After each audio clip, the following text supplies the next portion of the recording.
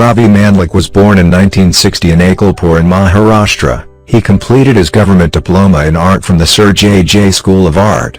He was a member of the teaching faculty of LS Raheja School of Art, Mumbai and Sir J School of Art, Mumbai for a considerable period of time. The Mumbai artist's recent solo show in our gallery titled Giest, 2018, is described as the quest for the spirit, manifestation of the soul and intellect of the artist vested upon canvas. The abstractionist earlier worked with pure colors, but over the years, especially since 2006 when he realized that white is a good counterbalancer adding a sense of calmness to his work. Strongly inspired by the 5 elements of nature, each of the artist's canvases have a symphony of colors, open to infinite interpretations for the viewers. Mandlik achieves interesting variations in textures using brushes, rollers, etc. in combination.